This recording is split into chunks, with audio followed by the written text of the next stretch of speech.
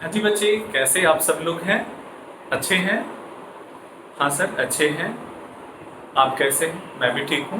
Okay बच्चे, पिछले last classes में आप सभी को मैंने सेकंड टैब का प्रॉब्लम बताया था। सेकंड टैब का प्रॉब्लम में मीन्स आपके जो सिंपल प्रॉब्लम्स था, सिंपल प्रॉब्लम में भी आपका टू टाइप्स ऑफ प्रॉब्लम्स थे। मैंने आपसे पहले आपका शेयर किया था, मैंने बातें आपसे की थी कि हायर परचेज सिस्टम के अंतर्गत में मेनली आपको फोर टाइप्स के प्रॉब्लम्स आपको मिलेंगे। Number one, problems relating to simple problems. Number two, आपका वेन और problems relating to simple problem में क्या रहेगा, वेन, amount of each instalment, amount of cash price and आपका rate of interest and rate of depreciation all are given in your questions, right. तो ऐसे टाइप्स की प्रॉब्लम को हम लोग सिंपल प्रॉब्लम कहते हैं। तो इसमें आपको जो है दिया हुआ रहता है, फर्स्ट टाइप के प्रॉब्लम में ये दिया हुआ रहता है। ओके, तो बच्चे ये तो यानी यहाँ पे सिंपल प्रॉब्लम था, फर्स्ट टाइप का प्रॉब्लम था। अब हम सभी लोग सेकेंड टाइप के प्रॉब्लम्स की बात करते हैं। सेकेंड टाइप की प्रॉब्लम, हाँ, उसमें भी आपका दो टाइप का था, एक इंटरेस्ट इंक्लूडिंग इन इंस्टॉलमेंट और दूसरा था interest not including in installment. हम कैसे समझते हैं कि इंटरेस्ट हमारा इंस्टॉलमेंट में शामिल है, या हम कैसे समझते हैं कि इंटरेस्ट इंस्टॉलमेंट में शामिल क्या है, नहीं है, राइट। तो जब आपका अमाउंट ऑफ इस इंस्टॉलमेंट का टोटल अमाउंट कैश प्राइस से क्या हो, ज्यादा हो, अमाउंट ऑफ इस इंस्टॉलमेंट का टोटल अमाउंट कैश प्राइस से क्या हो, ज्यादा हो, तो वैसे सिचुएशन में समझा जाएगा कि इंस्टॉलमेंट में इंटरेस्ट क्या है, शामिल है, राइट। लेकिन यदि आपका अमाउंट ऑफ इच इंस्टॉलमेंट और कैश प्राइस दोनों क्या हो, इक्वल हो जाए, तो वैसे सिचुएशन में ये समझा जाएगा कि इंटरेस्ट हमें अलग से जोड़ना पड़ेगा। तो वैसे प्रॉब्लम को कहा जाता है interest not including in installment, that is additional interest in installment. बच्चे, ऐसा कोई भी बिजनेसमैन हो ही नहीं सकता कि आपको कैश प्राइस में भी उतना ही में दे और इंस्टॉलमेंट पे भी आपको उतना ही में दे, ऐसा नहीं संभव है। इसका मतलब क्या हुआ, इंटरेस्ट क्या होंगे, अलग से ऐड करने पड़ेंगे, इंटरेस्ट अलग से जोड़ करके देना पड़ेगा। तो उसी पे बेस्ड मैंने आपको प्रॉब्लम बताया था, 6 नंबर मैंने बताया था। मैंने कहा था आपसे कि 1 to 7 नंबर तक आप सवाल को क्या करेंगे, सॉल्व करेंगे। मैंने 1 नंबर क्वेश्चन बता दिया था, मैंने क्वेश्चन नंबर आपका 6 भी बता दिया था। बीच में फिर और मैं एक सवाल कोई है नहीं कि यहाँ पे अच्छा सा मैं लूंगा। लेकिन बच्चे, आज हम लोग बात करेंगे सेकेंड टाइप के प्रॉब्लम्स की बात करेंगे। सेकेंड टाइप के प्रॉब्लम में क्या रहता है सर, जब आपके क्वेश्चन में अमाउंट ऑफ ईच इंस्टॉलमेंट दिया हुआ है, आपके क्वेश्चन में when amount of each installment, rate of interest and rate of depreciation all are given but cash price of assets is not given. जब कैश प्राइस ऑफ एसेट्स दिया हुआ नहीं रहे, तो वैसे सिचुएशन में कैश प्राइस को हम लोग कैलकुलेट करते हैं, राइट। तो ये हमारा सेकेंड टाइप के प्रॉब्लम होते हैं। तीसरा टाइप के प्रॉब्लम में क्या होता है कि जब अमाउंट ऑफ इस इंस्टॉलमेंट दिया हुआ है, कैश प्राइस दिया हुआ है, रेट ऑफ हमारा थर्ड टाइप के प्रॉब्लम में रहता है अमाउंट ऑफ इस इंस्टॉलमेंट दिया हुआ रहता है, कैश प्राइस दिया हुआ रहता है, रेट ऑफ डिप्रिसिएशन दिया हुआ रहता है, लेकिन बट आपका रेट ऑफ इंटरेस्ट दिया हुआ नहीं रहता। सवाल मन में उठा, सर जब रेट ऑफ इंटरेस्ट ही नहीं रहेगा तो हमारा सवाल बनेगा, कैसे बनेगा?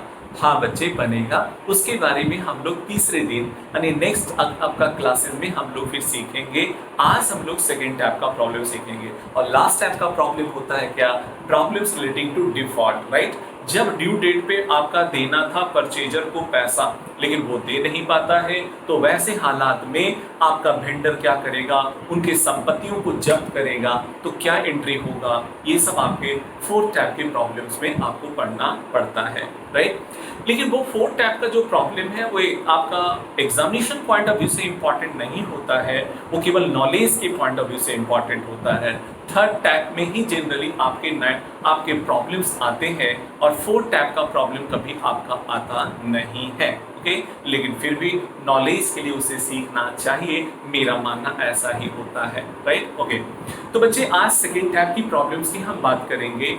आपका सेकेंड टाइप का प्रॉब्लम में क्या रहेगा भाई, कैलकुलेशन ऑफ कैश प्राइस। तो मैं हेडिंग लिखने जा रहा हूँ कैलकुलेशन ऑफ कैश प्राइस की हम बात करेंगे। ओके बच्चे, तो आपका क्या है मामला, क्या है ये बात को पहले समझिए।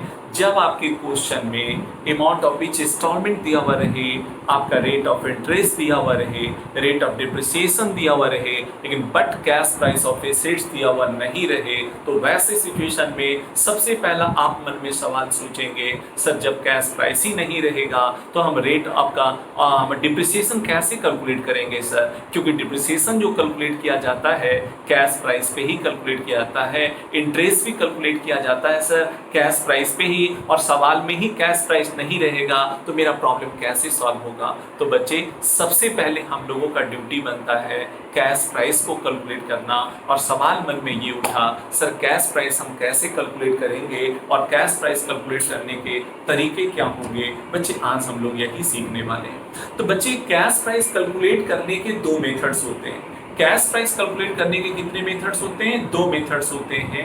एक आपका सबसे पहला जो मैं आपको बताऊंगा एक यूनिटी रेट मेथड, और दूसरा बताऊंगा by product method. Sir unity rate method क्या है और बाई प्रोडक्ट मेथड क्या है, कैसे कैलकुलेट करते हैं, वो दोनों बातें मैं अभी यहाँ पे नोट करने जा रहा हूँ, लिखने जा रहा हूँ, राइट। आप वन बाई वन समझिएगा। और बच्चे ये मटेरियल्स में आपको क्या है दिया जा चुका है, ये मटेरियल्स में आपको दिया जा चुका है कि आपका methods of calculation of cash price, यहाँ पे मैंने इस बात का चर्चा किया है, कैलकुलेशन ऑफ कैश प्राइस है ना। तो अभी मैं डिटेल्स में आपको वन बाई वन आपको बताने वाला हूँ, मैं वन बाई वन आपको सिखाने वाला हूँ।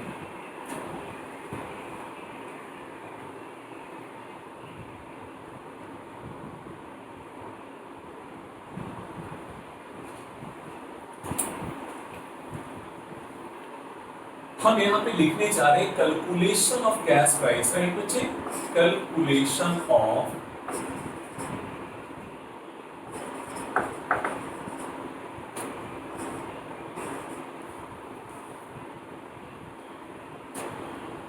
थोड़ा सा और मैं नीचे लिखूं तो ज्यादा क्लियर दिखेगा।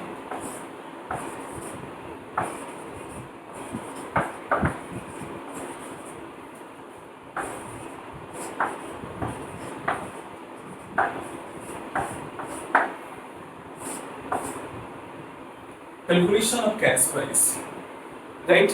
फिर से एक बार मैं आपको रिपीट करा दूं, फिर से एक बार मैं आपको बता दूं कि सर कैश प्राइस आपका कब कैलकुलेट करेंगे। बच्चे सेकेंड टाइप का प्रॉब्लम फिर से समझिए, जब आपके क्वेश्चन में कैश प्राइस आप अमाउंट ऑफ इस इंस्टॉलमेंट दिया हुआ रहे, रेट ऑफ इंटरेस्ट दिया हुआ रहे, रेट ऑफ डिप्रिसिएशन रहे, but cash price of assets दिया हुआ नहीं रहे, तो मन में सवाल सबसे पहले ये उठेगा कि सर कैश सबसे पहले ये सवाल उठेगा कि आखिर हम लोग प्रॉब्लम बनाएंगे तो कैसे बनाएंगे, क्योंकि भाई आपका सारा खेल तो कैश प्राइस से ही शुरुआत होता है। अब जब तक कैश प्राइस नहीं रहेगा तो इंटरेस्ट कैलकुलेट नहीं होगा, आपका जब कैश प्राइस नहीं रहेगा डिप्रिसिएशन कैलकुलेट नहीं होगा, और मेरा कोई प्रॉब्लम सॉल्व नहीं हो पाएगा। इसलिए सबसे पहला हमारा सबसे पहला टास्क बनता है कि कैश प्राइस को हम लोग क्या करेंगे, कैलकुलेट करेंगे, राइट। तो बच्चे कैश प्राइस हम लोग सबसे पहले कैलकुलेट करने के लिए सीखेंगे। तो बच्चे इसी चीज़ को आप सब लोग है ना, यहाँ पे मैं वर्बली आपका ओरली जब लिखवाता हूँ तो ये बात मैं लिखवाता हूँ कि वेन आपका amount of each installment, rate of interest and rate of depreciation all are given in your question, but cash price of assets is not given in your question, then first of all you calculate the cash price of assets. Following two methods आपका for calculation of cash price, following two methods are applicable for calculation of cash price, right? तो number one by unity rate method and by percentage आपका by percentage method या last in first installment method, right. तो यहाँ पे calculation of cash price जो है, हम जो दो मेथड्स की बात करेंगे, एक आपका यूनिटी रेट मेथड्स की मैं बात करूंगा और एक आपका बाई परसेंटेज मेथड की मैं बात करूंगा। यूनिटी रेट मेथड्स की मैं बात कर रहा हूँ, यूनिटी रेट आपका जो है मेथड्स, और दूसरा जो मैं बताने वाला हूँ बच्चे बाई परसेंटेज मेथड्स की मैं बात करने वाला हूँ। By percentage by percentage method, by percentage method, या इसी को कहते हैं बच्चे last in first installment method, last in first installment method, right. ये आपका हो गया यूनिटी रेट मेथड्स एंड आपका जो है यूनिटी रेट मेथड मैंने लिख दिया, और दूसरा बाई परसेंटेज मेथड या इसी का आपका नाम है क्या, last in first installment method. हम इसकी बात बाद में करेंगे, लेकिन पहले हमारा जो है मेथड्स उसकी बात कर ले, क्योंकि ये बहुत सिंपल है, आसान है, वन लाइन प्रॉब्लम है, एक बार में एक लाइन में सॉल्व हो जाएगा, राइट। तो भाई आपका सबसे पहला मैं यहाँ पे लिख दूं यूनिटी रेट मेथड, राइट। ये unity rate method, unity rate आपका मेथड से हम लोग कैसे प्रॉब्लम को सॉल्व करेंगे, ये सबसे पहले मैं बताता हूँ। क्लियर? ओके बच्चों। हाँ जी बच्चे देखो, तो यूनिटी रेट मेथड में सबसे पहला आपका कैश प्राइस बराबर फॉर्मूला क्या होता, कैश प्राइस बराबर फॉर्मूला होता है amount of each installment, right, amount of each installment into unity rate,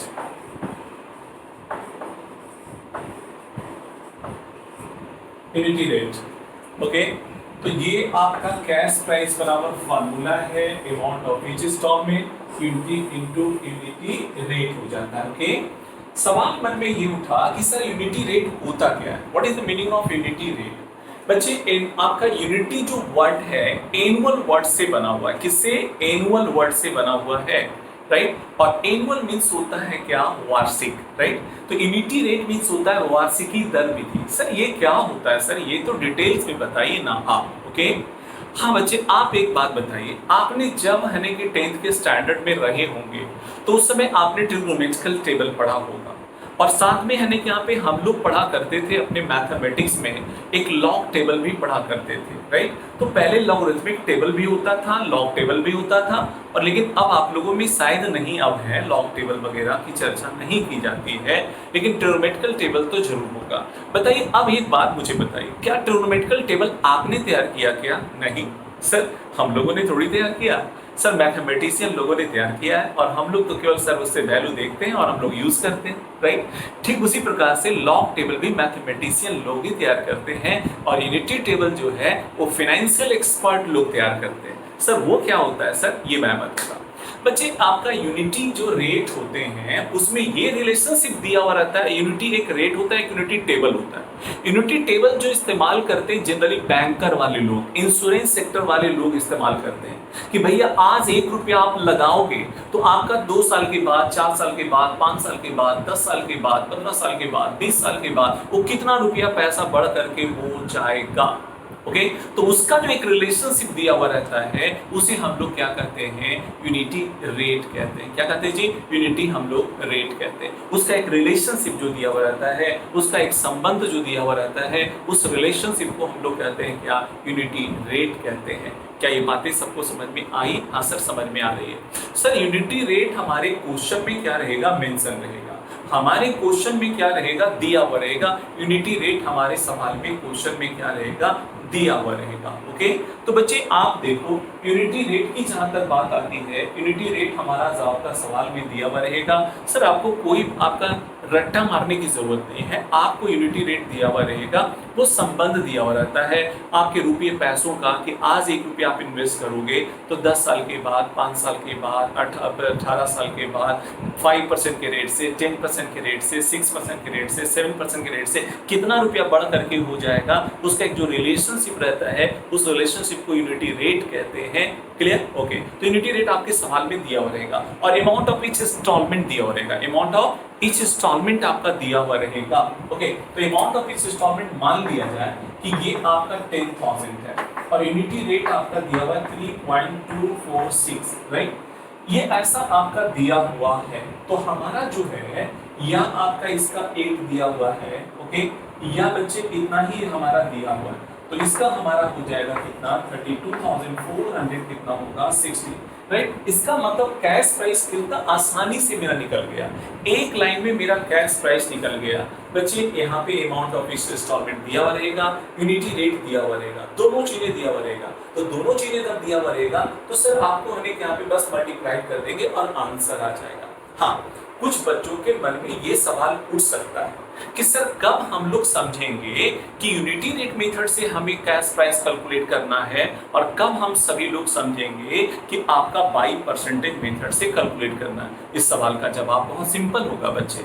जब आपके क्वेश्चन में यूनिटी रेट दिया हुआ रहेगा, अमाउंट ऑफ ईच इंस्टॉलमेंट दिया हुआ रहेगा और यूनिटी रेट दिया हुआ रहेगा, अमाउंट ऑफ ईच इंस्टॉलमेंट दिया हुआ रहेगा और यूनिटी रेट जब दिया हुआ रहेगा, आप समझेंगे कि मुझे यूनिटी रेट मेथड से क्या करना है, बनाना है। किस मेथड से बनाना है? यूनिटी रेट मेथड से मुझे बनाना है। क्या ये बातें क्लियर हो गई? और जब आपके क्वेश्चन में जब यूनिटी रेट नहीं दिया हुआ रहेगा तो आप समझेंगे कि मुझे बनाना है किस मेथड से, आपका बाई परसेंटेज मेथड से मुझे बनाना है। किस मेथड से? बाई परसेंटेज मेथड से मुझे बनाना पड़ेगा। क्लियर हो रहा है या? हाँ सर, क्लियर हो रहा है।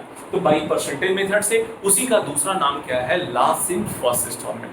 क्यों नाम दिया गया? अभी मैं उसी पे तो अब जाने वाला हूँ, मैं उसी मेथड से अब मैं बात करने वाला हूँ। तो क्या बच्चे, ये यदि आपको यूनिटी रेट, आपका कैश प्राइस कैलकुलेट करने का यूनिटी रेट मेथड से जरूरत पड़ी तो क्या आप हमें यहाँ पे आसानी से सॉल्व कर सकते हैं? हाँ सर, जब कैश प्राइस कैलकुलेट हो गया तो बाकी सर सब कुछ तो दिया हुआ है ही है, रेट ऑफ इंटरेस्ट है, रेट ऑफ डिप्रिसिएशन है। तो जैसे हम लोग सवाल पहले बना रहे थे वैसे ही सवाल हमारे बनने क्या होंगे, शुरू हो जाएंगे। हाँ बच्चे, वैसे ही फिर सवाल बनना क्या होगा, शुरू हो जाएगा। ओके, तो चलिए, इन आपका सबसे पहला यूनिटी रेट मेथड वाली तो मेथड से हो गई।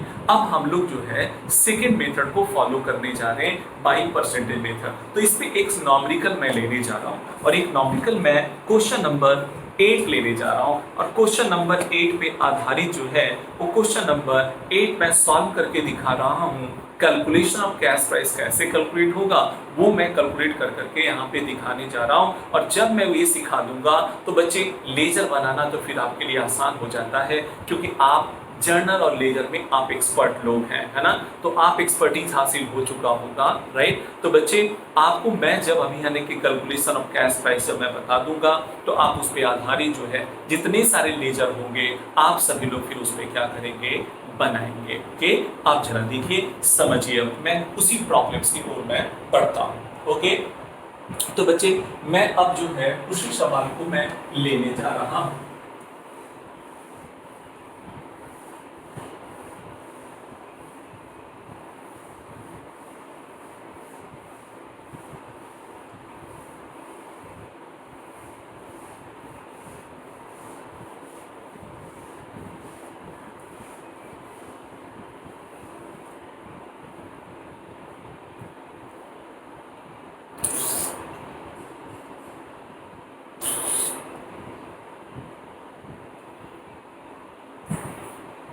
चलो जी, मैं क्वेश्चन लेता हूं बच्चे। कहता है बच्चे, देखिए एक सवाल कह रहा है कि a machinery is taken under the hire purchase system for the rupees 2500। A machinery is taken under the hire purchase system for rupees 2500 to be followed to be आपका पेड एज फॉलोज, राइट।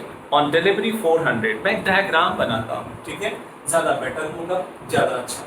देखिए आपका एक diagram मैं बनाता हूँ यहाँ पे। सबसे पहले बोला ये गया कि डाउन पेमेंट ये आंसर नंबर है बच्चे आपका 8 नंबर की मैं बात करने जा रहा हूँ। आंसर नंबर कितने? 8। ओके, तो भाई डाउन पेमेंट में आप देखो, ये डाउन पेमेंट में कितना रुपया पे किया गया, आपका 400 पे किया गया, राइट। ओके, फिर कहता है at the end of the first year 600। At the end of the first year क्या है? 6 है आपका, 600, राइट। ये हमारा फर्स्ट ईयर होगा। फिर हमारा सेकेंड ईयर आपका होगा, राइट। और सेकेंड ईयर के एंड में जो दिया जा रहा है बच्चे, फर्स्ट ईयर के एंड में आपका जो दिया जा रहा है on delivery 400, at the end of the first year rupees 600। Delivery के समय में कितना है? 400। आपका at the end of second year first year कितना है? 600, राइट। उसके बाद देखो, फिर कहता है at the end of the second year 400, right. फिर 400 आपका यहाँ पे किया जा रहा है 400। और ये फिर थर्ड ईयर मेरा जो दिया हुआ है, थर्ड ईयर दिया हुआ है। थर्ड ईयर में बच्चे जो दिया जा रहा है वो कितने रुपए का? 1100 दिया जा रहा है। 1100 पे किया जा रहा है, राइट। फिर लिखता है इंटरेस्ट इंक्लूडिंग इन आपका 2500 being charged on the cash price of the rate at the rate of 10% per annum, right। ये हमारा 2500 में कहता है कि इंटरेस्ट हमारा क्या है, शामिल है। इंटरेस्ट क्या है, शामिल है। इसका मतलब ये बात क्लियर कर दिया कि इंटरेस्ट 2500 में शामिल है। इसका मतलब ये कैश प्राइस नहीं है, ये क्या है, HPP है। ये तो साफ शब्दों में कह दिया, इशारा आपको कर दिया कि रेट ऑफ इंटरेस्ट जो है वो कितना परसेंट है बच्चे, 10% पर एनम है, राइट, 10% पर एनम। और आपको कहता है pass the journal entries in the books of the hire purchaser. आपको जरेंट्रीज करने के लिए कह रहा है परचेजर की बुक्स में, तो भैया जरेंट्रीज करोगे तो लेजर तो बनाना ही पड़ेगा, राइट। और साथ में कह रहा है कि डिप्रिसिएशन भी चार्ज करना है, 5% के रेट से आपको डिप्रिसिएशन चार्ज करना है डैमनिशिंग बैलेंस मेथड से। कौन सा, डैमनिशिंग बैलेंस मेथड से, स्ट्रेट लाइन मेथड से नहीं। आपका डैमनिशिंग बैलेंस मेथड में क्या होता है, बैलेंस घटता जाता है। जो भी डिप्रिसिएशन आता है वैल्यू ऑफ एसेट से लेस करते हैं, फिर बैलेंस बचता है उस पर कैलकुलेट करते हैं, फिर घटाते हैं और घटते हुए कीमत पे वैल्यू पे कैलकुलेट करते जाते हैं। उसे हम लोग डैमनिशिंग बैलेंस मेथड कहते हैं या रिड्यूसिंग बैलेंस मेथड कहते हैं, राइट। तो बच्चे आप देखो, अब ये इतना छोटा सा, इसका मतलब दो चीजें और यहाँ पे बातें। रेट ऑफ इंटरेस्ट कितना है, 10% पर एनम, ओके। भाई आप देखो यहाँ पे 1100 प्लस 400 कितना हुआ, 1500 हो गया। 1500 प्लस आपका जो है 600 कितना, 2100। 2100 प्लस 400 कितना हुआ, 2500, ओके। इसका मतलब 2500 मेरा HPP है। क्या है जी, HPP, कैश प्राइस नहीं है sir. Amount of which installment है, रेट ऑफ इंटरेस्ट है, रेट ऑफ डिप्रिसिएशन है, all are given but cash price of assets is not given.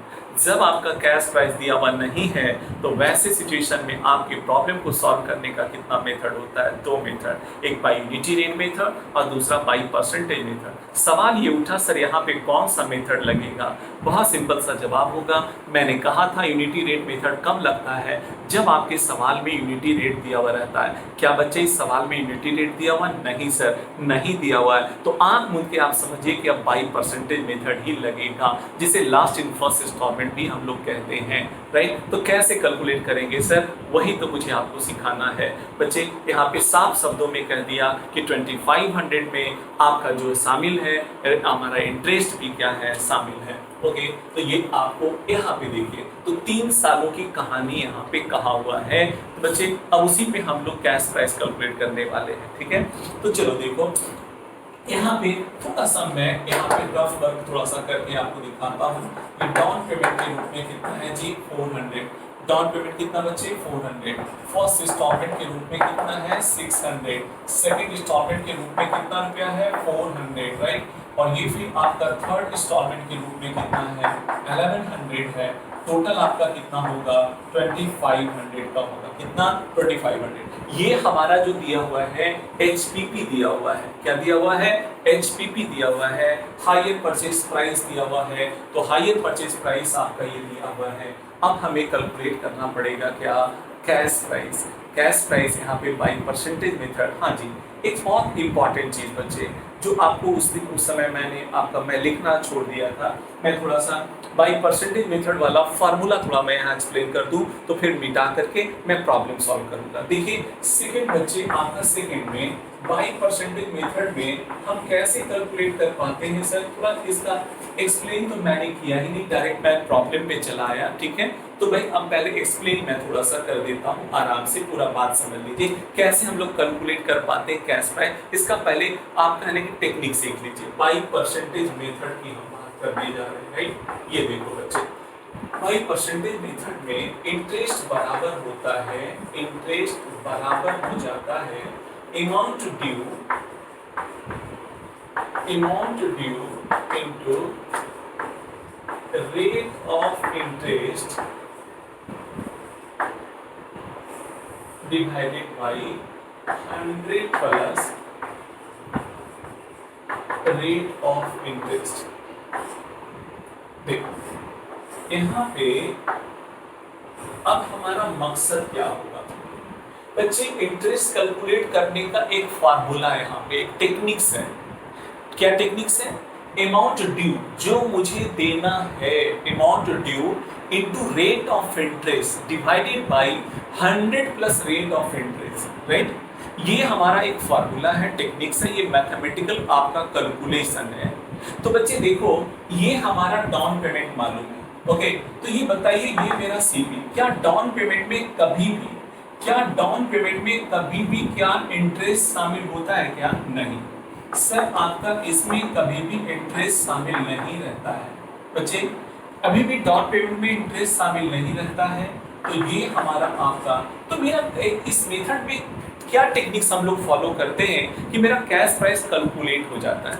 इस फार्मूला की मदद से हर इंस्टॉलमेंट में कितना इंटरेस्ट शामिल है, इस फार्मूला की मदद से देखिए, आपका फार्मूला क्या है, इंटरेस्ट बराबर amount due into rate of interest divided by 100 plus rate of interest. तो हर इंस्टॉलमेंट मेरा दिया हुआ है, और हम लोग आपका क्या करेंगे, आपका हर इंस्टॉलमेंट जो दिया हुआ उसमें कितना इंटरेस्ट शामिल है ये मुझे कैलकुलेट करना पड़ेगा इस फार्मूला से, और जो इंटरेस्ट आएगा उस इंस्टॉलमेंट में क्या करेंगे, माइनस करेंगे, माइनस करेंगे, माइनस करेंगे, तो क्या बच जाएगा, cash price, cash price, cash price, और सबको जोड़ देंगे तो क्या निकल जाएगा, कैश प्राइस निकल जाएगा। इसी टेक्निक्स पे ये काम करता है, राइट या।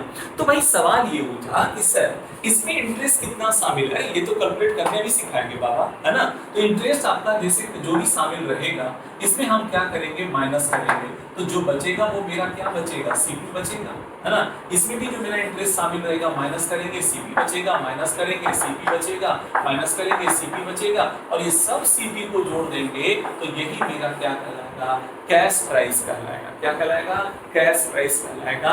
ओके बच्चे, तो यहाँ पे हमारा टेक्निक है ये आपका कैश प्राइस कैलकुलेट करने का, और आपने देखा इसको, इस फार्मूला की मदद से ही हम लोग क्या करेंगे, कैश प्राइस को हम लोग कैलकुलेट करने के लिए सीखने वाले हैं। क्लियर? तो ये बात आपको समझ में आ गया सर, कैसे टेक्निक्स क्या है। फिर से एक बात कह दूं बच्चे, क्या आपके क्वेश्चन में अमाउंट ऑफ ईच इंस्टॉलमेंट है कि नहीं? हाँ सर है, डाउन पेमेंट है, फर्स्ट इंस्टॉलमेंट है, सेकेंड इंस्टॉलमेंट है, थर्ड इंस्टॉलमेंट है, राइट। तो डाउन पेमेंट में कभी भी इंटरेस्ट शामिल क्या होता नहीं होता, तो वो ऑलरेडी सीपी ही है, राइट।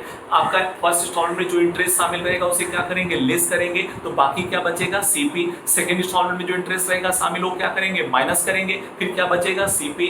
फर्स्ट सेकेंड इंस्टॉलमेंट में, आपका थर्ड इंस्टॉलमेंट में जो रहेगा उसमें इंटरेस्ट शामिल रहेगा, माइनस करेंगे, क्या बचेगा, सीपी। सीपी सीपी सबको जोड़ देंगे तो टोटल सीपी निकल जाएगा, कैश प्राइस निकल जाएगा, और जब कैश प्राइस निकल जाएगा तो सारा प्रॉब्लम हमारा क्या होगा, आसान हो जाएगा। क्लियर? तो चलते हैं हम लोग कैसे हम लोग कैलकुलेट करते हैं ये सीखें। तो चलिए बच्चे, तो आप सबसे पहले ये फार्मूला ऑलरेडी मेरे आपका जो मटेरियल्स में जो मैंने दिया वहां पे भी नोट किया हुआ है, ओके, और बुक्स वगैरह में भी दिया हुआ रहता है, ओके। तो चलो ये पहले मैंने कर लिया। अब मैं यहाँ पे लिख चुका हूँ कि डाउन पेमेंट के रूप में कितना हमें देना पड़ा, किस रूप में कितना देना पड़ा, वो मैं आपको यहाँ पे लिख चुका हूँ जी। अब देखो यहाँ पे बच्चे कैसे कैलकुलेट किया जाता है सर, वो तो मुझे बता दीजिए। ये देखो बच्चे, यहाँ पे सबसे पहला हम जो बात करेंगे, ये आपका कैलकुलेशन ऑफ कैश प्राइस की हम बात करें तो ये आपका इस प्रकार से होगा, ये अमाउंट ड्यू हो जाएगा और ये कैलकुलेशन ऑफ हमारा कैश प्राइस हो जाएगा, ठीक है जी। अब वहां पे सबसे पहला ये देखो बच्चे, हम यहाँ पे लिखेंगे calculation of cash price. Heading क्या बनाने वाले हैं, calculation of cash price, right. ये हमारा हो जाता है, इसमें पार्टिकुलर लिखते हैं, क्या लिखते हैं, पार्टिकुलर, और ये जो हमारा लिखा जाता है अमाउंट ड्यू लिखा जाता है, क्या लिखा जाता है, अमाउंट ड्यू लिखा जाता है, और ये हमारा अमाउंट ड्यू लिखा जाता है, और ये हमारा लिखा जाता है बच्चे कैलकुलेशन ऑफ इंटरेस्ट लिखा जाता है, कैलकुलेशन ऑफ इंटरेस्ट लिखा जाता है। क्लियर? अब देखिए कैसे हम लोग कैलकुलेट करेंगे। सबसे पहले अब हम सभी लोग यहाँ पे बच्चे इसका नाम क्या है, बाय परसेंटेज मेथड, या दूसरा नाम मैंने क्या बताया, by last in first installment method, right. तो हम लोग कैसे कैलकुलेट करेंगे सर, तो लास्ट इंस्टॉलमेंट को सबसे पहले हम लोग यहाँ पे लेंगे, ठीक है, लास्ट इंस्टॉलमेंट। तो ये आपका बच्चे यहाँ पे लिखेंगे लास्ट इंस्टॉलमेंट लिखेंगे, राइट। ये लास्ट इंस्टॉलमेंट कितने रुपए का है, 1100 का है, राइट। तो ये 1100 हमारा हो गया, 1100 हो गया। अमाउंट ड्यू हमारा कितना हुआ 1100। अब सवाल ये उठा सर 1100 में कितना इंटरेस्ट शामिल है ना, कितना शामिल है। तो बच्चे इसके लिए क्या मैंने कोई फार्मूला भी बताया है क्या? हाँ सर अभी आपने बताया ना, amount due into rate of interest divided by 100 plus rate of interest. तो सर रेट ऑफ इंटरेस्ट क्या हमारे सवाल में दिया हुआ है? हाँ दिया हुआ है। कितना परसेंट के रेट से? 10% पर एनम के रेट से दिया हुआ है, राइट। तो बच्चे आप देखो 1100 को, तो 1100 into rate of interest 10 divided by 100 कितना होगा 10। जब कैलकुलेट करेंगे बच्चे तो कितना आ जाएगा 100 आ जाएगा। कितना आएगा जी? 100 आ जाएगा। तो जी आप वहां पे 100 हमने कैलकुलेट कर लिया। इसका मतलब है कि इस इंस्टॉलमेंट में, लास्ट इंस्टॉलमेंट में मेरा इंटरेस्ट जो शामिल है, लास्ट इंस्टॉलमेंट में जो मेरा इंटरेस्ट शामिल है वो कितने रुपए का है? 100 रुपीज का है। तो मैं यहाँ पे क्या करूंगा? माइनस करूंगा 100, राइट। तो यहाँ पे हम लेस लिखेंगे बच्चे। लेस आपका करेंगे क्या? लेस हम लोग करेंगे इंटरेस्ट को, हम लोग लेस करेंगे इंटरेस्ट को, इसमें आपका करेंगे।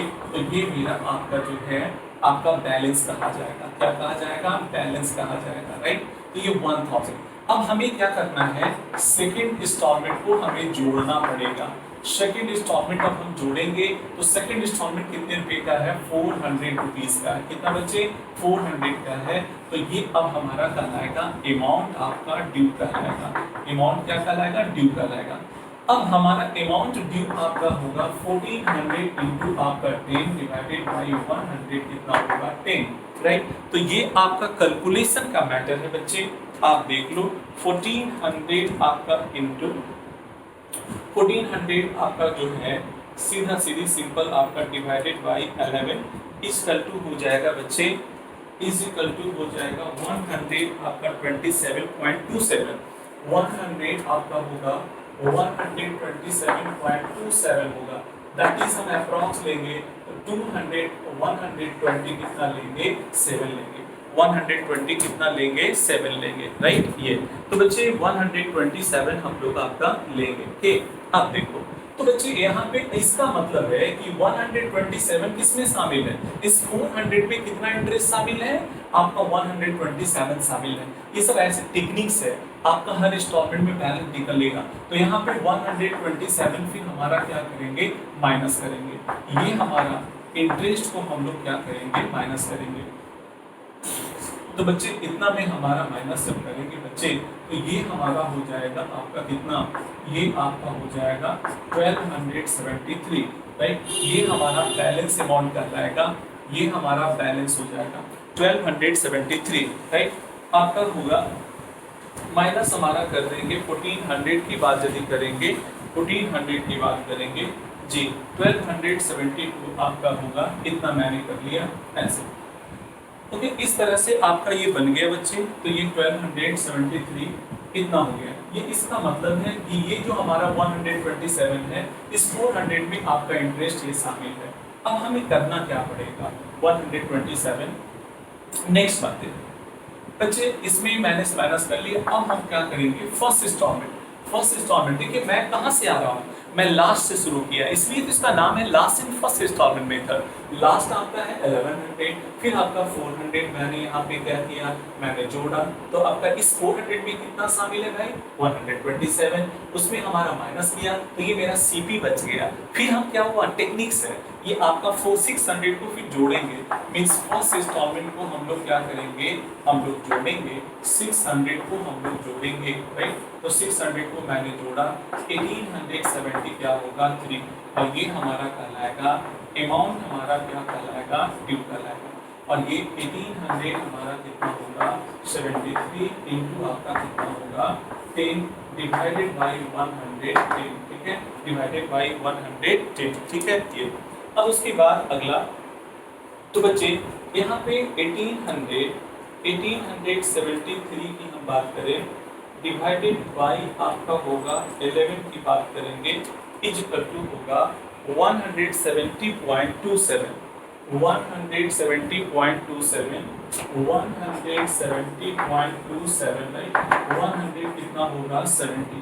ओके तो माइनस करेंगे 170 करेंगे जी। तो यहाँ पे हो जाएगा 3 होगा, ये हमारा 0 17 इतना होगा ये बच्चे माइनस करेंगे, हम इंटरेस्ट को माइनस करेंगे और ये मेरा बैलेंस हमारा बच गया, बैलेंस हमारा बच गया। तो देखो हम लोग यहाँ से शुरुआत मैंने किया, इसमें निकाले, इसमें निकल गया, इसमें निकल गया। अब ये बताइए कि मेरा ये जो आपका फर्स्ट इंस्टॉलमेंट जो मेरा शामिल डाउन पेमेंट है, ये मेरा क्या है, आपका सीपी का ही हिस्सा तो होता है, प्लस अब हम यहाँ पे क्या करेंगे, डाउन पेमेंट को हम लोग ऐड कर देंगे, डाउन पेमेंट को ऐड कर देंगे, 400 का आपका हो जाएगा। तो बच्चे 2100 कितना होगा, 3, 2100 हमारा कितना होगा, 3, और ये मेरा क्या निकल जाएगा, कैश प्राइस निकल जाएगा। क्या निकल जाएगा, कैश प्राइस। तो इस तरह से आपको 2103 हमारा क्या निकल गया, कैश प्राइस निकल गया। क्लियर। तो बच्चे यहाँ पे आपने एक चीज देखा कि हमारा मकसद था कैश प्राइस कैलकुलेट करना, लेकिन साथ में मेरा क्या हुआ, इंटरेस्ट भी कैलकुलेट हो गया। मींस क्या हुआ, बाई 1 गेट 1 फ्री, हमने एक खरीदा और एक क्या हुआ, मुफ्त में मिल गया। कैश प्राइस हमने कैलकुलेट करना चाहा और हमें इंटरेस्ट भी क्या हुआ, मुझे मालूम हो गया। लेकिन संभलिएगा, मैं कुछ सवाल पूछने वाला हूँ। बच्चे आप बताओ, फर्स्ट इंस्टॉलमेंट में कितना इंटरेस्ट शामिल है। तो बच्चे आप फर्स्ट इंस्टॉलमेंट में कितना इंटरेस्ट आपका शामिल है। तो कुछ बच्चों ने तबाक सा जवाब दिया, तुरंत जवाब दिया, सर 100। नहीं बच्चे, 100 नहीं है, ये तो मेरा लास्ट इंस्टॉलमेंट है। मेरा फर्स्ट इंस्टॉलमेंट में शामिल कितना है, वो 170 है। सेकेंड इंस्टॉलमेंट में कितना शामिल है, 127 है। और थर्ड इंस्टॉलमेंट में कितना शामिल है, 100 है। राइट। तो ये मेरा आपका ऐसा नहीं, मैं तो उल्टा करके कैलकुलेट किया ना, तो ये आपका टेक्निक्स है कैलकुलेट करने के, है ना। तो बच्चे इसके लिए मैं एक एनालिटिकल टेबल बनाता हूँ ताकि आपकी गलतियां ना हो। हाँ, एक बार आज आपने सुन लिया है तब तो अब अलर्ट रहिएगा कि सर इस मेथड में ये जो पहली बार जो निकलता है वो मेरा फर्स्ट इंस्टॉलमेंट का नहीं रहता, बल्कि लास्ट इंस्टॉलमेंट का इंटरेस्ट रहता है, और ये मेरा जो लास्ट वाला है वो फर्स्ट का रहता है। तो एक एनालिटिकल टेबल मैं बना दूँ, राइट। एक एनालिटिकल टेबल बना देंगे तो उससे बेहतर होगा कि कभी गलतियां नहीं होगी, है ना। तो बच्चे देखो यहाँ पे सर कैसे बनाइएगा सर, तो ये बच्चे आप देखो यहाँ पे मैं बना देता हूँ, ये जी आप देखो ऐसे बना देता हूँ। बच्चे यहाँ तक में आपका जो है ये आप देख लो, मैंने आपका ये तो एक टेबल मैं बना देता हूँ, ये हमारा है, ये देखो इंस्टॉलमेंट हो जाएगा,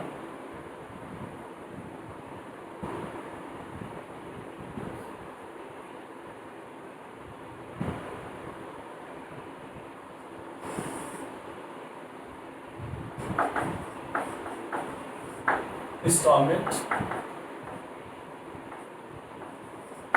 इंटरेस्ट, सीपी।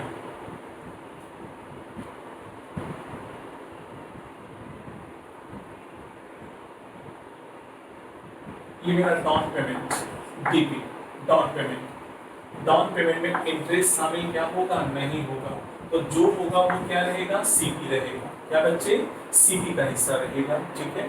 फिर उसके बाद मेरा फर्स्ट इंस्टॉलमेंट की बात यदि मैं करूँ, फर्स्ट इंस्टॉलमेंट की बात करूँ तो ये मेरा 600 है। 600 में अब मेरे इंटरेस्ट कितना शामिल है, 170 शामिल है, तो माइनस में जब करूँगा तो ये हमारा 400 कितना होगा, 30।